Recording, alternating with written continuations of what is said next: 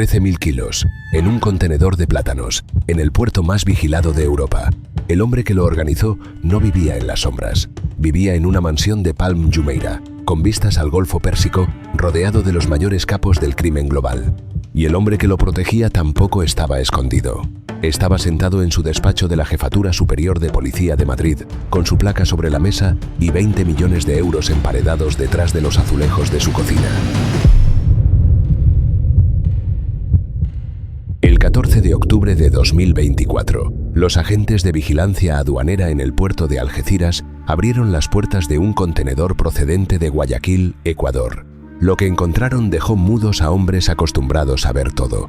13.062 kilos de cocaína de máxima pureza, milimétricamente empaquetados detrás de una capa de cajas de plátanos reales de la zona de Machala.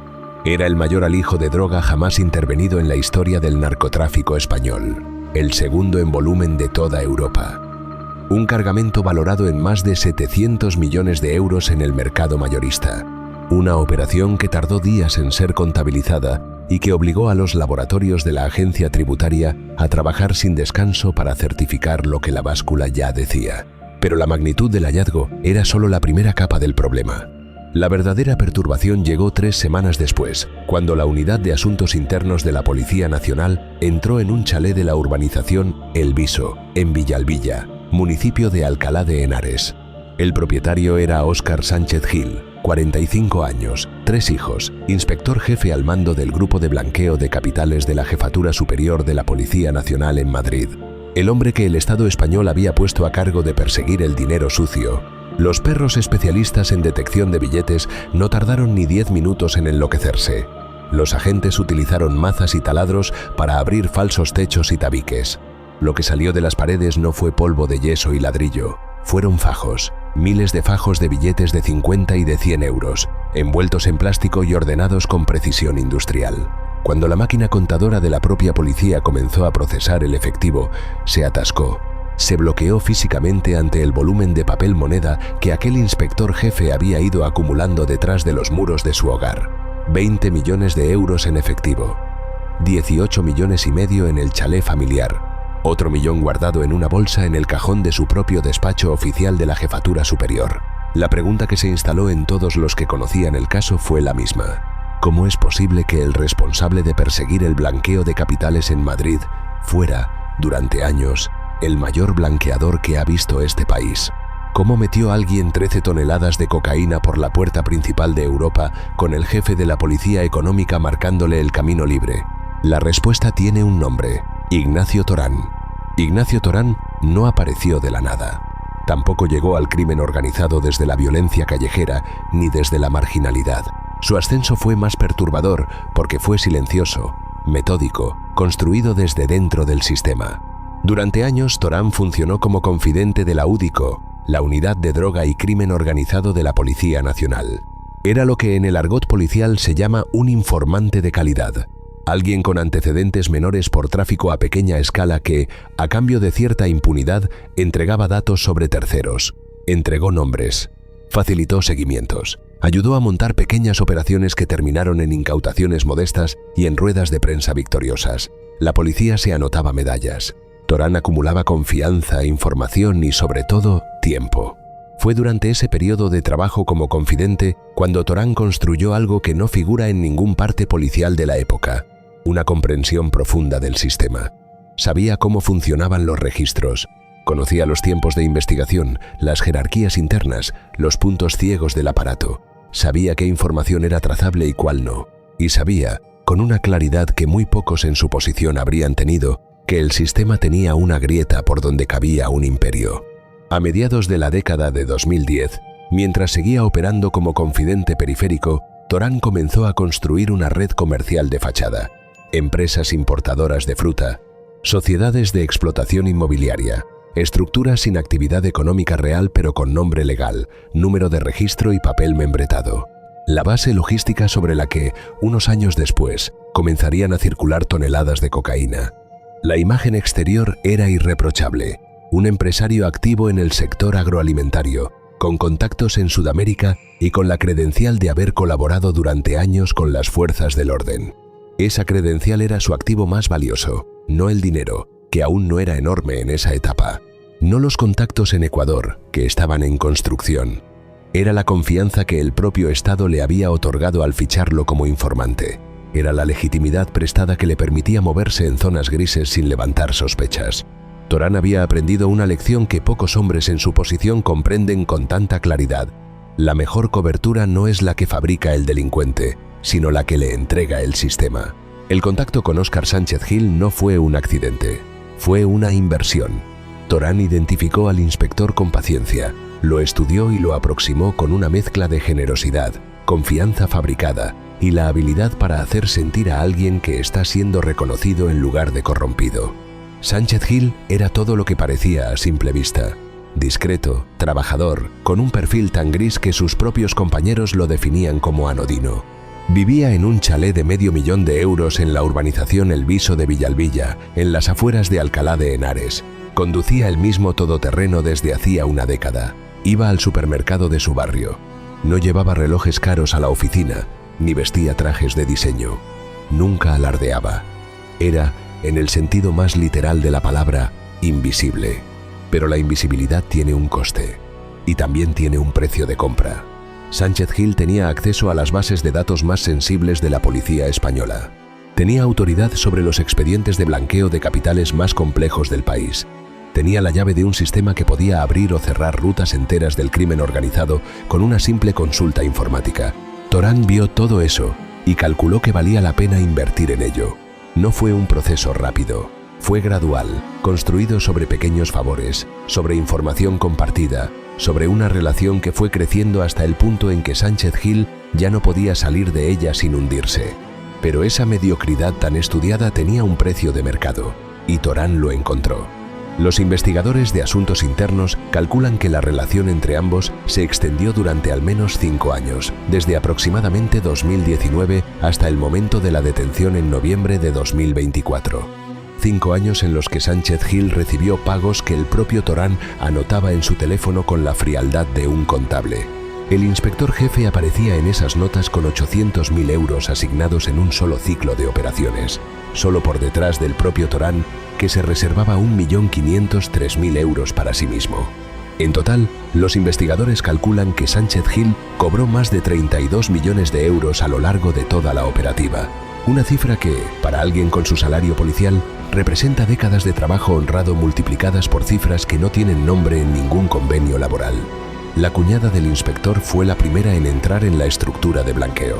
Meses antes de que ningún contenedor cruzara el Atlántico con cocaína, ella ya aparecía como titular de empresas dedicadas al transporte de pasajeros con conductor. 70 licencias VTC registradas a su nombre a través de sociedades pantalla. Era el primer anillo de la arquitectura financiera, dinero negro que entraba como si fuera el ingreso legítimo de un negocio de transportes. La maquinaria que Torán construyó no era sencilla, pero tampoco era artesanal, era industrial. En el origen de la cadena estaban los proveedores sudamericanos. Cocaína que salía de los puertos de Ecuador, fundamentalmente de Guayaquil, la misma ciudad cuyo puerto figura año tras año en los informes de la Oficina de Naciones Unidas contra la Droga y el Delito como principal punto de salida hacia Europa. La droga llegaba hasta los contenedores a través de estructuras de carga coordinadas con grupos locales y con la supervisión, desde Dubái, de Alejandro Salgado Vega, conocido en el sumario como El Tigre. Salgado era el eslabón que conectaba a Torán con los proveedores de Sudamérica y con otros operadores internacionales del narcotráfico establecidos en los Emiratos Árabes Unidos. Entre esos operadores figuraba también Pericles Daremas, un investigado de nacionalidad británica vinculado a la red, que actuaba como uno de los principales inversores del grupo inmobiliario Agon Capital en Dubái. En el ecosistema de Palm Jumeirah todos se conocían. Todos operaban desde los mismos rascacielos y todos compartían el mismo horizonte de impunidad. En Madrid, Torán gestionaba el lado europeo de la operación. Utilizaba 2 empresas importadoras de fruta como vehículo principal, Trapani Export SL y Abadix Fruits SL. Empresas con sedes registradas en España, con empleados reales y con contenedores legales que se mezclaban con los contaminados. Esa mezcla no era casual, era una táctica deliberada. La organización enviaba periódicamente contenedores completamente limpios para que las empresas de fruta generaran un historial de importaciones legales ante las aduanas. Cuantos más contenedores sin droga pasaban, más limpio aparecía el perfil de la empresa en los registros. Y cuando llegaba un contenedor cargado de cocaína, viajaba amparado por ese historial, por la credibilidad acumulada en años de operaciones aparentemente inocuas. Era ingeniería logística aplicada a la corrupción. En algún momento de 2022 o 2023, según los indicios de asuntos internos, Sánchez Gil incluso llegó a sugerir a Torán qué contenedor legítimo abrir para que la empresa de fruta siguiera dando apariencia de normalidad. En uno de los chats intervenidos, el inspector le indicaba qué cargamento era cebo, es decir, cuál no llevaba droga, para que fuera inspeccionado voluntariamente por las autoridades.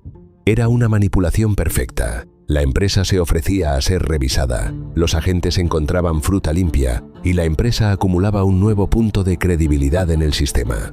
El inspector jefe de la UDEF estaba activamente diseñando la estrategia de engaño a sus propios compañeros.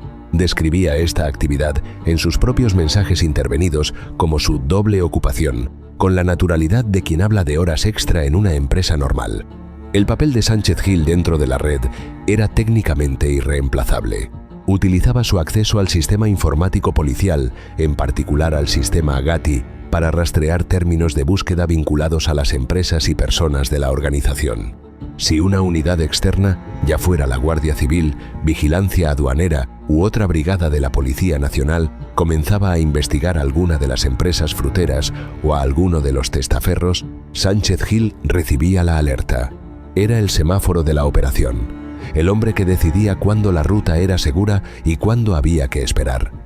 Sus intervenciones no eran grandes gestos, sino pequeños ajustes continuos. Una consulta cancelada aquí, un expediente archivado allá, una palabra clave borrada de un sistema de búsqueda. El crimen invisible que ocurre dentro de las bases de datos y que no deja huella en el expediente, sino en la ausencia de expedientes. El dinero que generaba la operación no viajaba en maletas. Torán había construido una arquitectura financiera de varias capas, diseñada para que los fondos aparecieran como rendimientos legítimos en cada uno de sus puntos de salida. El primer nivel era el más básico, efectivo en mano, entregado en reuniones discretas y distribuido entre los miembros de la red según las anotaciones que Torán mantenía en sus propios teléfonos. El segundo nivel era más sofisticado. En España, una red de sociedades tipo holding absorbía los flujos a través de negocios de apariencia legítima, explotación de inmuebles, administraciones de lotería, empresas de transporte VTC. Cada una de esas estructuras recibía dinero negro y lo expulsaba como si fuera un ingreso ordinario de un negocio ordinario. El tercer nivel era donde la ingeniería financiera alcanzaba su máxima complejidad. Los investigadores documentaron el uso de plataformas de banca anidada en Santo Tomé y Príncipe, con entidades llamadas EdBank, BXL Bank y BE Bank. A través de esas instituciones domiciliadas en uno de los estados más pequeños del planeta, los fondos se convertían en criptomonedas y eran transferidos hacia estructuras societarias en Panamá y en los Emiratos Árabes Unidos. Una entidad financiera en un archipiélago del Golfo de Guinea, actuando como cámara de conversión para el dinero de la cocaína que entraba por Algeciras. Juan Ángel Cervera, el financiero de la organización, fue quien construyó dos entramados societarios offshore, uno en Delaware, en los Estados Unidos, y otro en Panamá. En sus cuentas se recibieron más de 22 millones de euros en criptomonedas. Francisco de Borbón, hijo del fallecido duque de Sevilla, aparece en el sumario como presunto titular de las cuentas que recibían parte de esos fondos a través de las plataformas offshore y como vinculado a las estructuras societarias en Panamá. Su nombre no había aparecido en ningún parte policial vinculado al narcotráfico hasta que el análisis de los teléfonos de Torán abrió esa conexión. Los investigadores también lo relacionan con un esquema de banco offshore que, según las pesquisas policiales, prometía a sus inversores reservas de oro que no existían. El juez lo dejó en libertad bajo fianza de 50.000 euros. La investigación sobre su papel en la trama continúa abierta. La red también intentó, en octubre de 2024, dar un paso más. Torán se reunió con abogados británicos recomendados por Pericles Daremas para crear una nueva estructura de blanqueo en Singapur.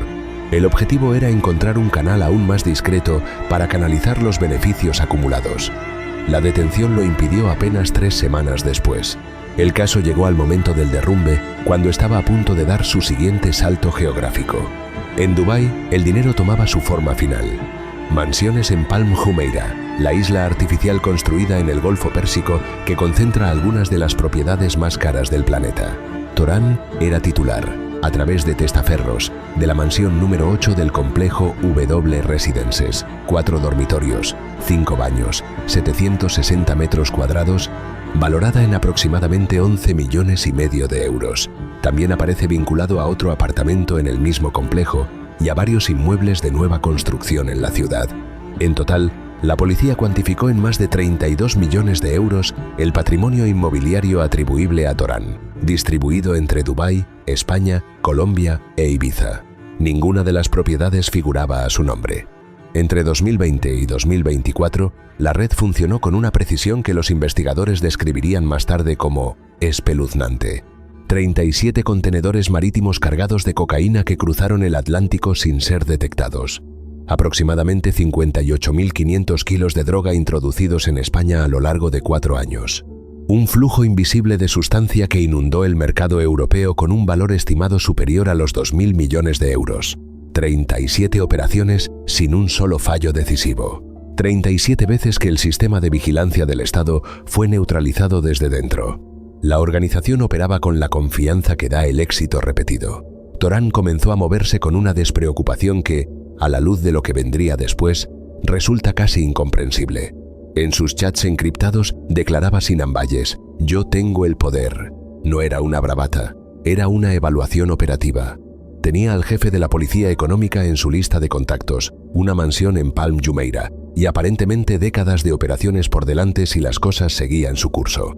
En Dubái, el ecosistema en el que Torán se movía era el de los grandes capos del crimen organizado internacional que habían encontrado en los Emiratos Árabes Unidos un refugio funcional. La ciudad no tenía tratados de extradición activos con España que hicieran viable una captura inmediata.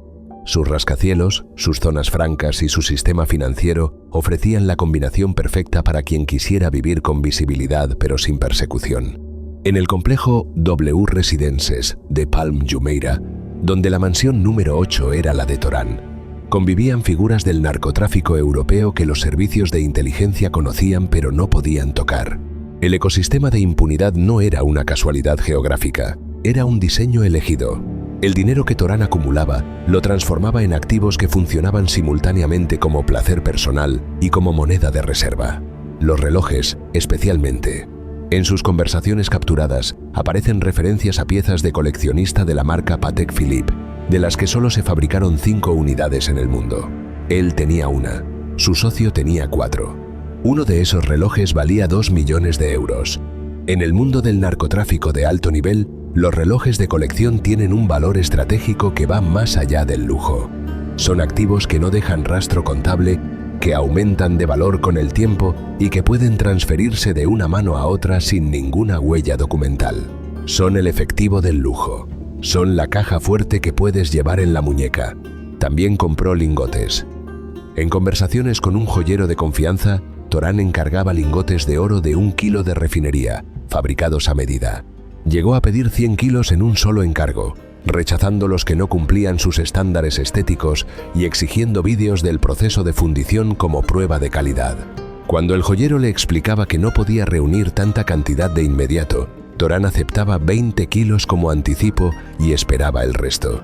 20 kilos de oro puro como simple primer pago de un pedido mayor.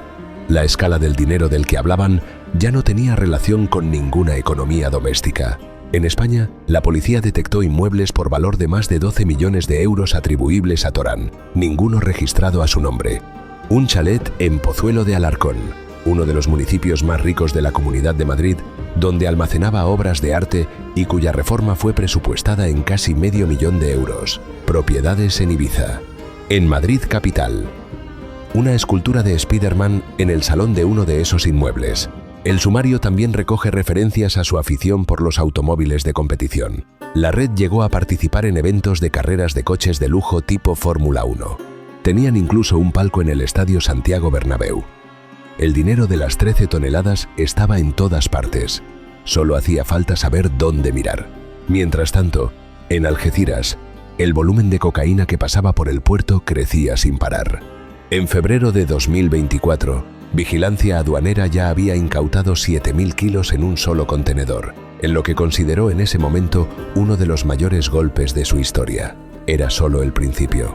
La ambición de la organización no encontraba techo, y el contenedor de octubre de 2024 fue la consecuencia natural de 4 años de éxitos ininterrumpidos y de una confianza que había perdido el sentido de la proporción. Fue esa misma confianza la que generó las condiciones del colapso. En el mundo del crimen organizado, la discreción y la contención son las únicas coberturas que el dinero no puede reemplazar. Cuando una organización empieza a sentirse invencible, empieza a cometer los errores que la delatan. Torán continuó acumulando propiedades, continuó documentando pagos en sus propios teléfonos, continuó operando como si la burbuja fuera eterna. Al mismo tiempo, en los sótanos de la Policía Nacional, algo había comenzado a moverse. En 2022, una operación frustrada con un cargamento de 1.600 kilos había dejado una señal.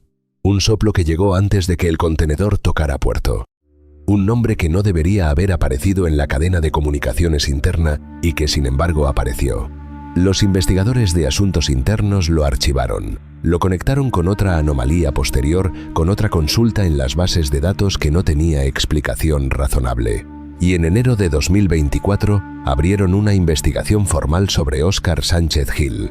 Durante 10 meses lo siguieron sin que él lo supiera. Micrófonos en su coche oficial, seguimientos físicos en cafeterías discretas de Madrid donde se encontraba con Torán, análisis de cada consulta que realizaba en las bases de datos policiales. Los agentes de asuntos internos construyeron, con una paciencia que roza lo monástico, el expediente que destruiría a 2 hombres que llevaban años creyéndose impunes. El 14 de octubre de 2024, Vigilancia Aduanera recibió un soplo externo. No llegó a través de los canales habituales de la Policía Nacional. No pasó por ninguna base de datos que Sánchez Gil pudiera monitorear. Fue una información lateral, que llegó desde Ecuador, que aterrizó directamente en manos del cuerpo de élite de la agencia tributaria sin que el inspector jefe tuviera tiempo de hacer nada. El escáner mostró una densidad anómala en el interior del contenedor. Los técnicos de Vigilancia Aduanera lo abrieron. Las cajas de plátanos de la primera fila eran reales, perfectas, procedentes legítimamente de la zona de Machala. Las que había detrás eran otra cosa. 13.062 kilos de cocaína de altísima pureza, empaquetados con la misma meticulosidad que se emplea en una cadena de montaje. Ladrillos del mismo tamaño, el mismo peso y la misma densidad que una caja de fruta, para engañar a cualquier escáner que no estuviera buscando específicamente eso. Sánchez Gil se enteró de la incautación cuando ya era tarde, cuando la noticia estaba en todos los telediarios. En los chats intervenidos por asuntos internos, las conversaciones posteriores entre el inspector y Torán revelan a 2 hombres que procesan el colapso con reacciones opuestas. El narco frío, calculador, esperando para ver cómo se mueve el tablero. El inspector cada vez más nervioso, cada vez más consciente de que el escudo que lo protegía tenía una grieta que ya no podía cerrarse. El 6 de noviembre de 2024, la unidad de asuntos internos se desplegó de madrugada. 3 localizaciones simultáneas. El chalet de Villalbilla como objetivo principal. El despacho de la Jefatura Superior como secundario. Una tercera propiedad vinculada a la trama en las afueras de Madrid.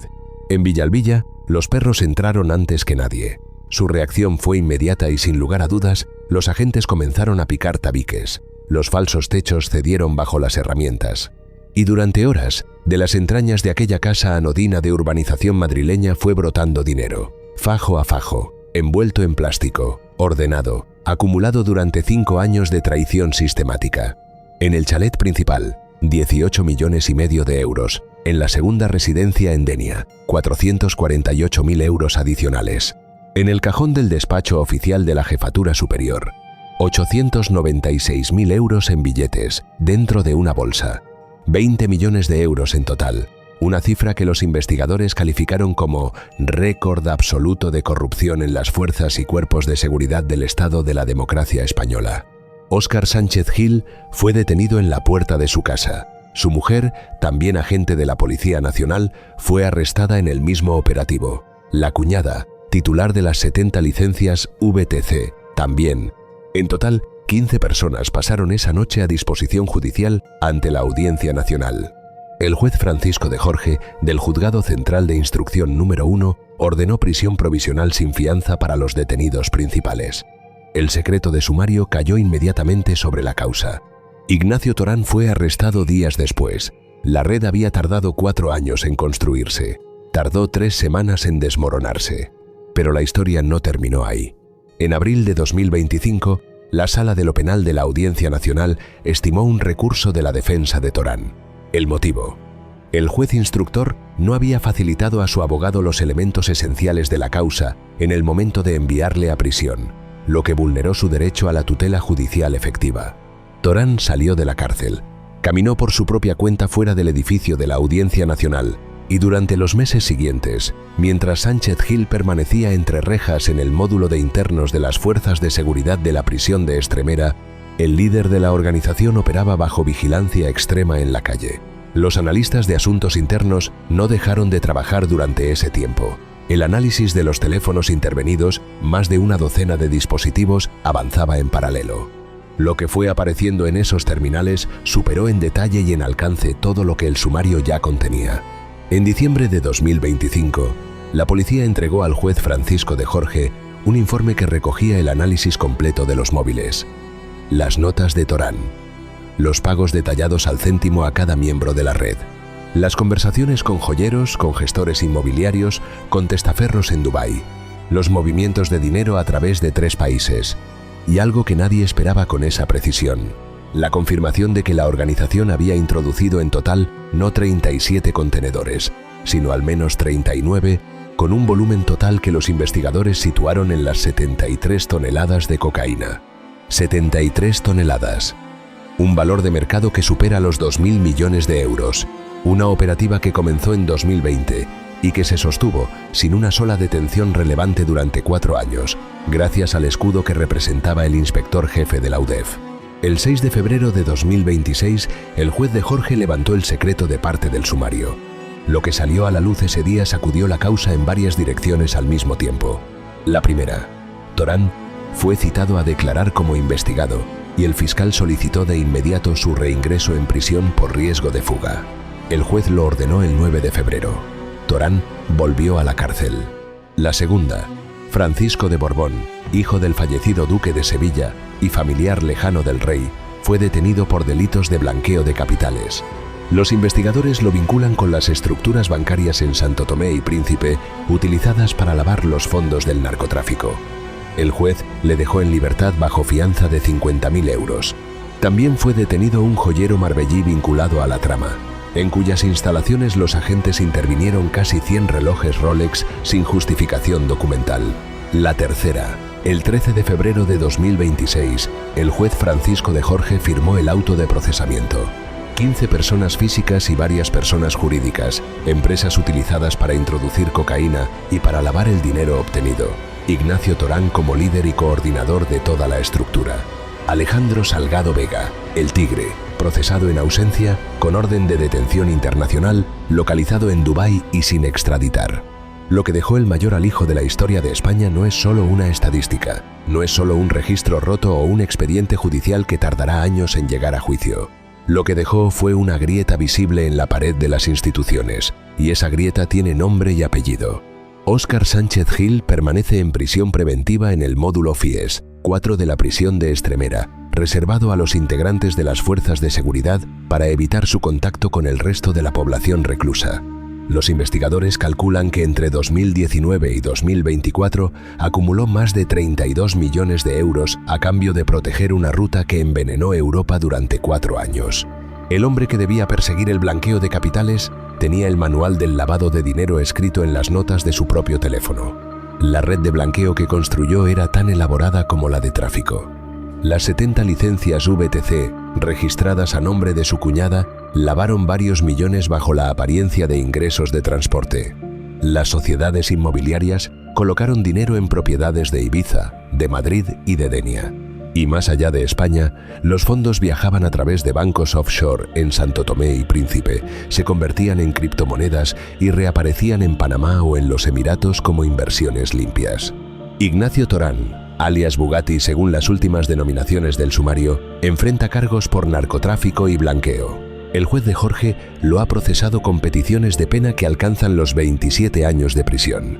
Su patrimonio en Dubái, superior a 30 millones de euros distribuido entre varias propiedades de Palm Jumeirah, está siendo rastreado a través de los testaferros que lo ocultaban. Semanas antes de su detención en 2024, aún planeaba vender su mansión por 55 millones de dirham para mudarse a un complejo más exclusivo porque no quería, en sus propias palabras, estar de vecino de nadie. El tigre, Alejandro Salgado Vega, sigue en Dubái. Procesado en ausencia, con una orden de detención internacional sobre su cabeza, intenta personarse en la causa a través de sus abogados sin entregarse.